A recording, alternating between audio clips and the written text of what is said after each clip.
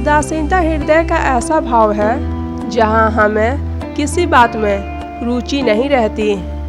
हम कोई भी कार्य करने के लिए उत्साहित नहीं होते। उदासीनता जब एक सीमा से बढ़ जाती है तो वह मन का रोग बन जाती है। ऐसे में मनुष्य जीवन से अधिक मृत्यु को पसंद करने लगता है। हम सब जीवन में कभी न कभी उदासीनता का अनुभव जरूर करते हैं। मन निराशा से भर जाता है और हम अपने कार्य का त्याग कर बैठते हैं। अधिकतर समय हमारी उदासीनता कुछ समय के लिए ही होती है और इसलिए उससे होने वाली हानि को हम कभी पहचान नहीं पाते। लेकिन उदासीनता धीरे धीरे आदत का रूप धारण कर लेती है और हम बार बार उदासीनता के कारण हाथ में लिए हुए कार्य भी अधूरे छोड़ देते हैं। क्या ये हमारे हम सबके साथ ऐसा नहीं होता? तो वास्तव में उदासीनता क्या है और इसका जन्म कहाँ से होता है?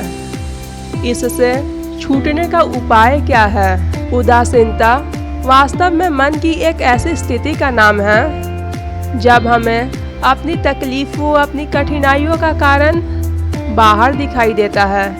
हम कहते हैं कि समाज बुरा है, नौकर या स्वामी गलत है, पति या पत्नी गलत है, माता या पिता का बर्ताव अनुचित है, जीवन की परिस्थितियाँ प्रतिकूल है, वक्त हमारा साथ नहीं दे रहा, वगैरह वगैरह।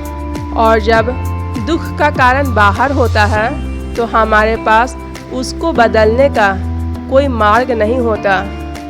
क्या यह सत्य नहीं?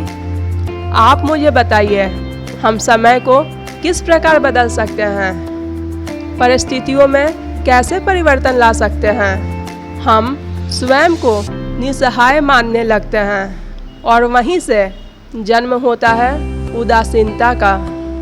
प्रश्न तो ये है कि क्या हमारे सारे विपदाओं का कारण बाहर है या स्वयं हमारे भीतर है?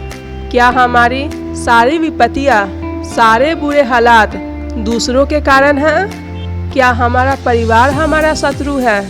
क्या हमारा समाज हमारा दुश्मन है? या हमारी परिस्थितियाँ हम स्वयं निर्मित करते हैं? विचार कीजिए। पतझड़ में पत्ते गिरा देने वाली ठंड क्या पेड़ के साथ दुश्मनी कर रही है? नहीं, ऋतु चक्र तो अपना कार्य करता है। उसे पेड़ के साथ ना तो दुश्मनी है और ना ही कोई दोस्ती। ऋतु चक्र के अनुकूल हो जाना एक पेड़ का कर्तव्य है।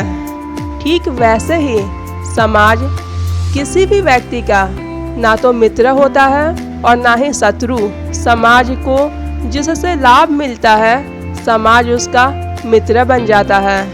अर्थात समाज प्रतिकूल तब बनता है जब हम समाज के प्रतिकूल बनते हैं। वैसा ही व्यक्तियों के बीच में भी होता है।